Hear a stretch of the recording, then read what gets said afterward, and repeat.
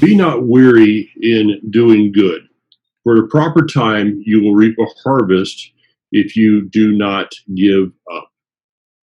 Barry, I'm coming back to something that I've taught for years, but it's like, there's times where you see something and then you kind of go somewhere else, then you come back to it, and that is the legal principles that were set up from creation, that harvest only comes after a person plants. In order to have a harvest, we have to do something. I was just online with Hello, we did our update. We were talking about this, that one of the most amazing things to me, it continues to be, is the Almighty desires for us to cooperate with Him in the bringing forth of the fruit of His creation. What do you got to say about that? Still always sowing and reaping. Yeah. The word says that seed time and harvest will never cease. Personally, I believe that even in the kingdom, we will be sowing and reaping. Okay, so wait a minute. In the kingdom, you mean that things are not just going to appear, that we're actually going to have to do something there to bring forth the harvest, kind of the same as we're expected to on this side? It is described as in that day that a man will be seated under his fig tree and his vine. Fig trees need to be pruned, vines need to be pruned and cut back, or else they become wild. I mean, they're uncapped, they're non-productive. Men are called from the nations to come to the land, to Jerusalem, to celebrate Sukkot every year, which is a celebration of the ingathering, the harvest. Seems to me it's suggesting that there's going to be a working economy in the last day, and that, we used to think that we're going to go to a place with gold streets and float on clouds and drink from the river of life and eat grapes all the time while we shouted and danced at Hallelujah Square. Yeah. Well, now we're kind of thinking in terms of the kingdom, and maybe we got the idea that we're going to be on a 1,000-year vacation. I keep going back to the vision that you mentioned, Hono Young, the vision that he had a number of years ago, just a few years ago, and he saw us on tractors and working the fields and building cities, and we're supposed to go back and rebuild the old waste places. That means hands-on construction. I struggle to build a solid doghouse, let alone a home. But in the kingdom, I'm believing that my construction skills are going to be enhanced and made more capable. Maybe I'll walk with better knowledge than I do now. What that means, folks, is that if you decide to have your house contracted out, you might want to get references before you hire the Barry Phillips. Well, I did design somewhat and put together a garden box of sorts in a certain section in front of my house, and it's held together, and I measured out right, and I cut it and got it put together, and it worked the way I imagined that it would. There you go. Sometimes you just gotta have something that works. Yeah. But going back to your principle, Mike, this year's garden has taught me patience, the need of pruning. When my plants came up, they came up wild and free and the way that they wanted to go, but the blooms that came out were being hidden by too many leaves, and I had to do some research and realize, those tomato plants, they got little suckers that fill in the gaps there. You got to clip them out, and I've had to cut them back several times just to get the foliage enough out of the way that the fruit could appear and actually have the sun. I got my first tomato off yesterday, All right. but it's not ripe. It's got to sit in the windowsill a couple Oh, of days. okay.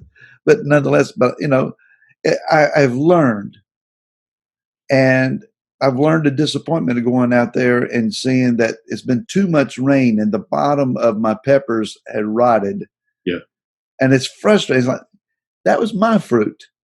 I planted that. I planted a good plant, put good seed in the ground, and I've expected a return.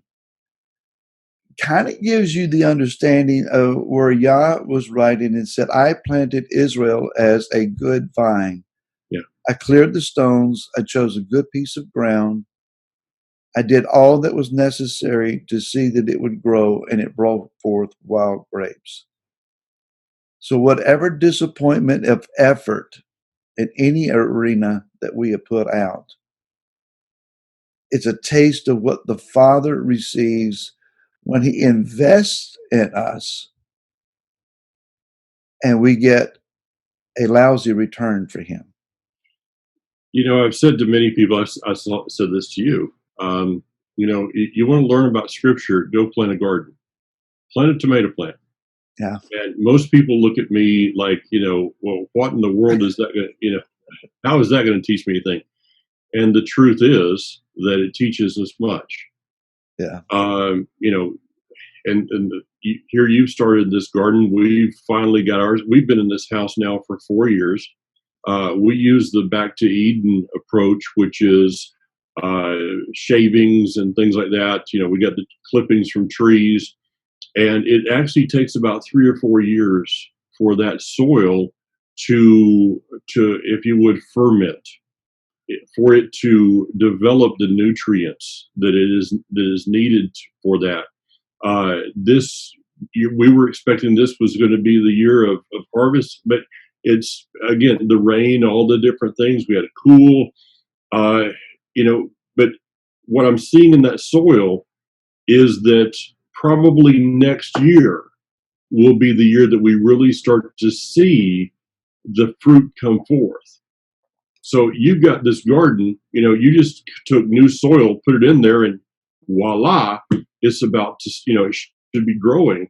But the truth is that soil needs some time in order for it to do some adjustments of its own. And I don't understand those things. It's a lot of science behind it. But that soil actually adjusts itself in its pH and all kinds of different things. And so you could actually walk away from that garden this year and go, I got one tomato, one squash, threw the peppers out. I'm not doing this again. Let the weeds come up. We have evidently a good piece of ground for zucchini. Oh. We got a lot of zucchini. Well, we gotten some large zucchini. I've got 2 more squash growing right now. I got jalapenos. I've got a nice pepper that's growing. I'm hopeful for that. A few handfuls of green beans. I put good topsoil in. But when I bought the topsoil and they loaded it on my truck, the lady said, now you need some compost or something. And I'm looking at it, I said, that soil that I just bought, it looks rich and dark. She said, but you need food for your plants. So I'm recommending this mushroom compost. Yep. So I got that as well. And when I shoveled it in, I made sure that I mixed it well. Someone told me, said, well, it takes about 3 years for that to really get down to the place where it's ready to grow. I was like, now you tell me. Now you tell me. So, Mike, I keep thinking, and where I wanted to go with this is when we start out. Let's go back a little bit. We started out in many of us in denominational circles, and systems of Christianity that we were raised in.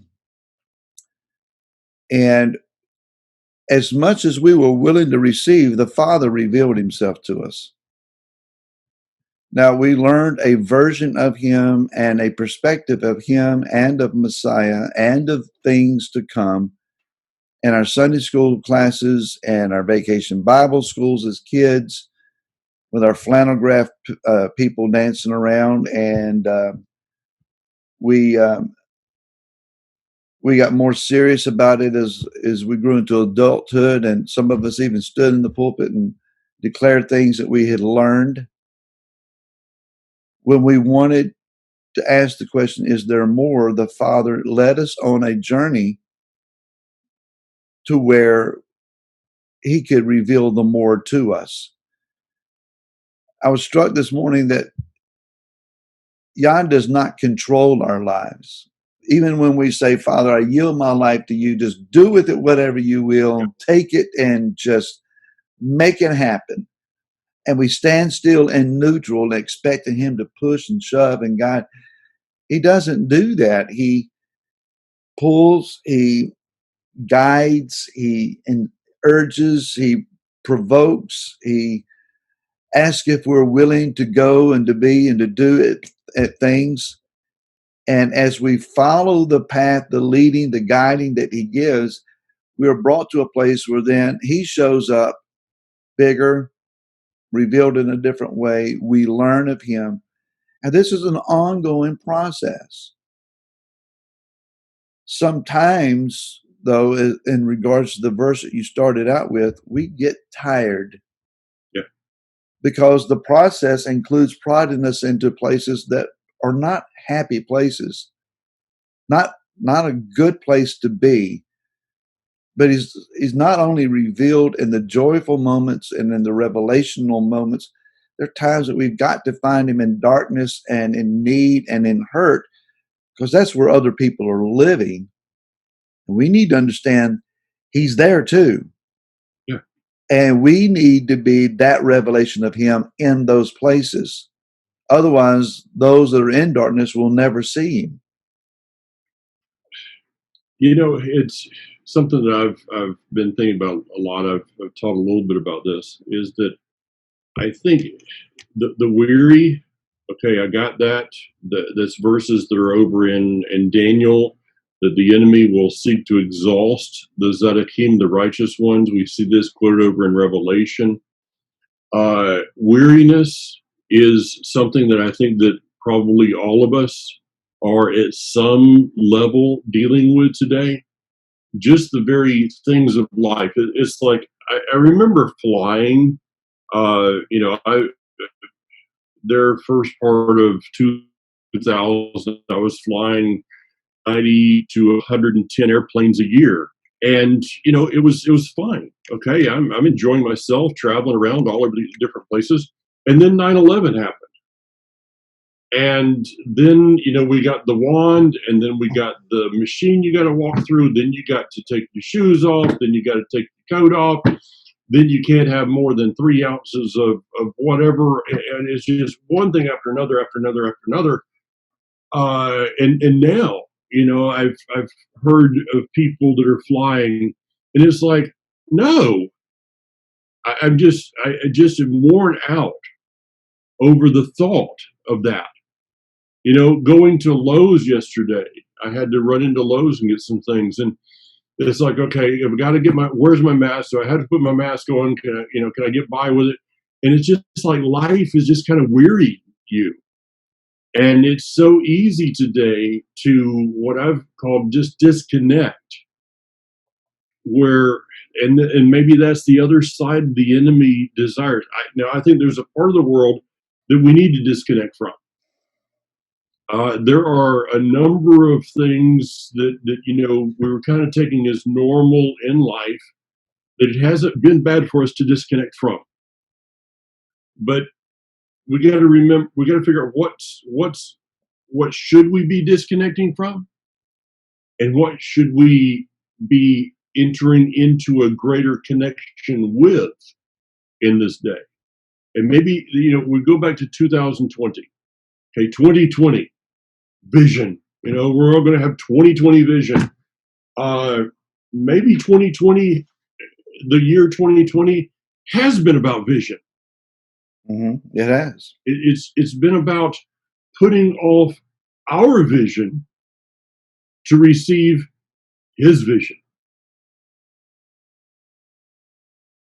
That's I think very much the truth. We have assumed all along that we had correct vision, that we were seeing things the way they were supposed to be seen. There is a different perspective. Um, Wearing, well doing. Mike, when we were opening up, I was praying, and maybe this is something I should say here. I don't want to go most of the way and become weary and exhausted and give up too quick. Yeah. Matter of fact, I'll say it this way: if you give up too quick. Can you imagine getting within sight of the door of the kingdom and running out of steam and breath and saying, I just don't know that it's going to be worth it. Now, wait a minute. I thought that once we got to the kingdom that it's all going to be gravy and blessing. And now you're talking about we're going to have to work. The goal and the drive of the work will be the joy, giving joy to the Messiah, honoring him. And our eyes will see him. And things that are hoped for now will be revealed and visible. Things will be different, gloriously different. I guess it comes down to your motivation then. Is my motivation just to crawl inside the gate? Or am I motivated by just trying to not miss it? Why are we doing what we're doing? Why are we striving as we're striving? What is the push on us? And it's supposed to be for the honor and the glory of Messiah Yeshua. And in the kingdom, whatever we do is supposed to be for the glory and the honor of Yeshua the Messiah. Mm-hmm. So the motivation shouldn't change once we're in the kingdom. But I'm concerned that many of us, myself included at times, we're down to survival mode. I just want to survive. And that's not going to be enough. At some point, even those that have an iron will to survive and to overcome, because of mental, spiritual, and physical exhaustion, they quit, and they quit too soon. Yeah. I guess we could sum it up like this. Keep living life until you're not. Well, I mean, you might see that come out on Facebook next couple of days, by the way. People wonder where I get these little things I do on Facebook every day. Well, that's this is it. You just but keep living life until you're not living life. As you're talking, Barry, I'm reminded about someone I've listened to for many years, has been a part of the really developing a core of who I am, not politically so much, but I didn't grow up in politics, but to say that they have not shaped me in some way, but someone I've learned a lot about life from, and that is Rush Limbaugh. I've listened to Rush going all the way back to the 80s. Someone, introduced me and said, "Hey, there's this guy on the radio you need to listen to." And I connected with what he was saying, as I'm sure that many of our listeners have. And this is not political or about these things, but about less than a year ago, I think it is, Rush announced that he had lung cancer, and he's been very open, not making it about himself, but very open. And I've listened to and heard a difference in him. And he says, I wake up now every morning with purpose in life. I wake up every morning with a gratefulness. He said, I've changed, I guess he's done a lot of, as far as his own relationship with the creator. But is it going to take a life threatening event to make us appreciate what life really is? For many people, they come to a life threatening event, something like that happens, and it's like a defining. For Limbaugh, it's been to push farther into what is important.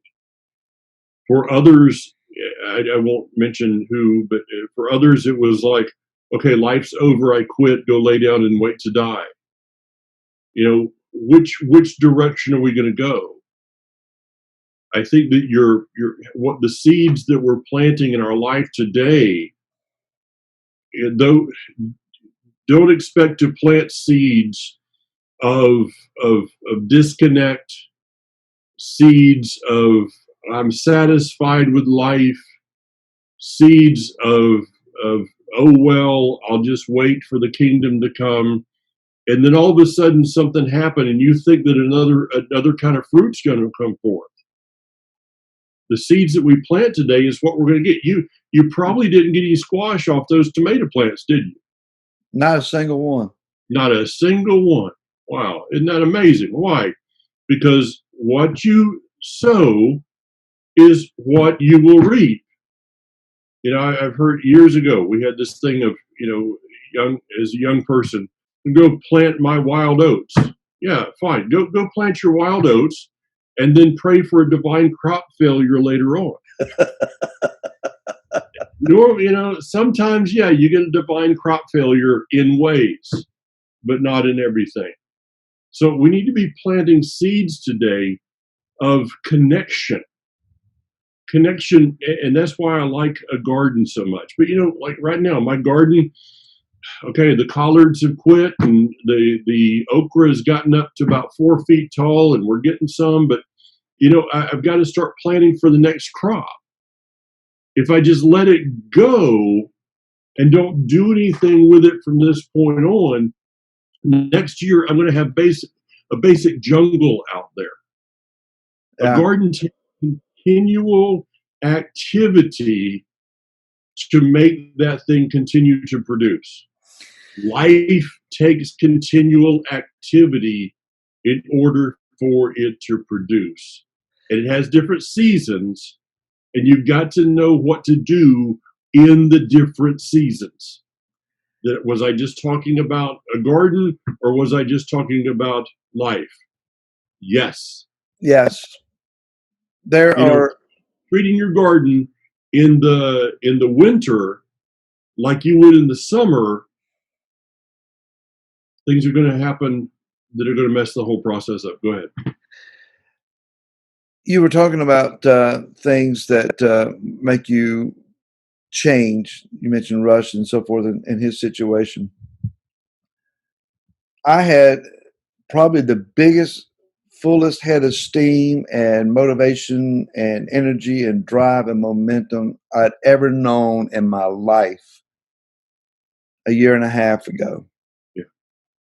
And the future was wide open.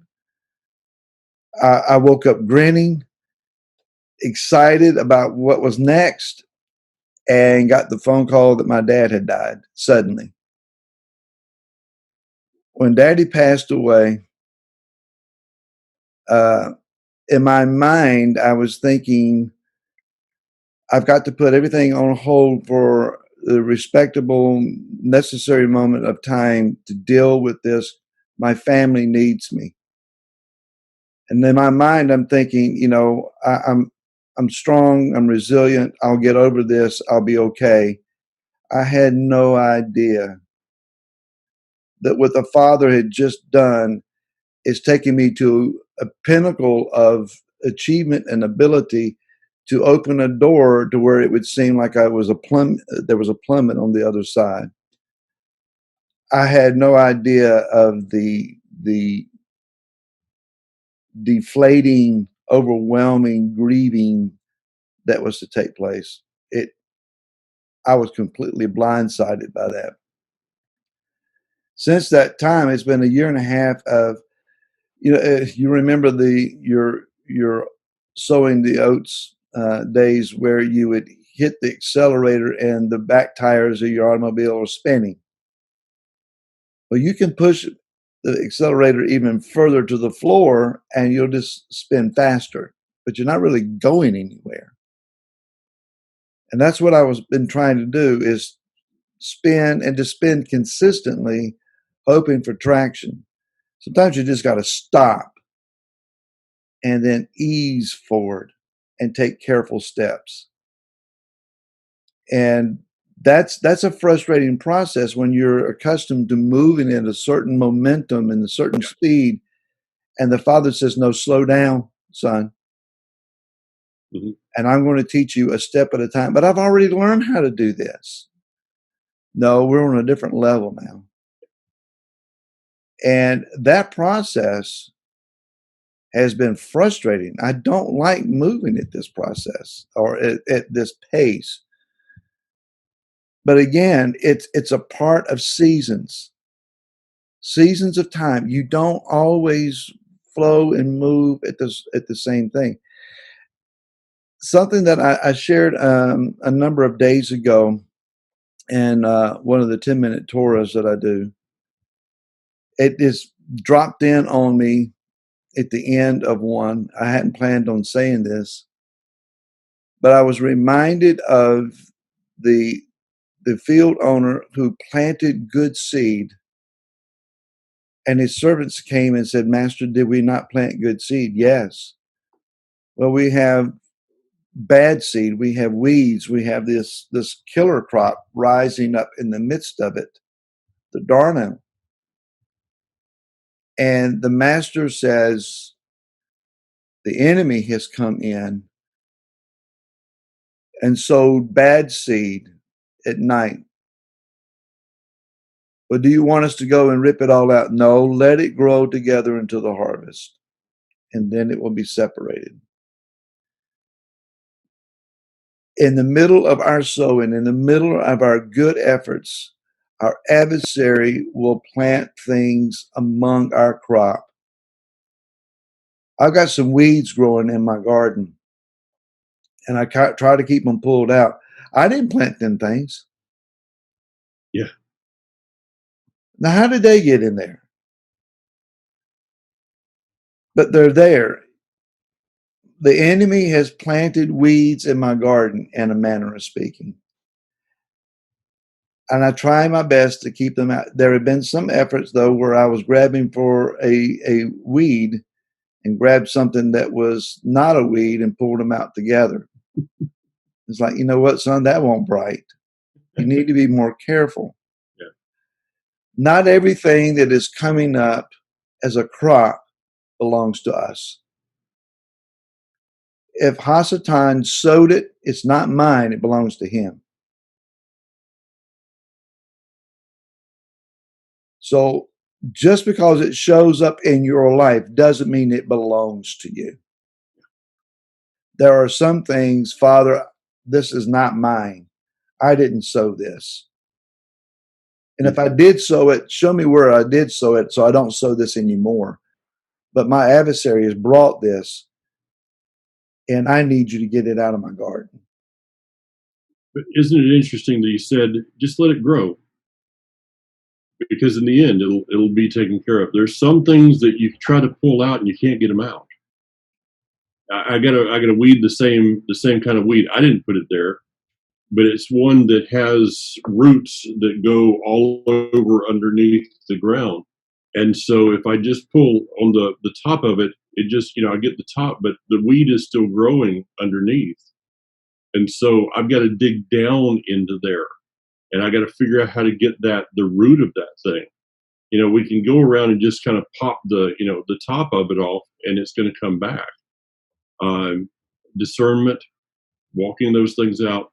So, well, I'm glad to know that your garden is doing better, and the great thing about learning about His creation through our involvement in his creation. What a great concept. Is it any wonder then that Yah put man originally in a garden to teach him about himself? Yeah. And that Yah walked in that garden to reveal himself to him. And ultimately, in the 8th day, we get back to the garden.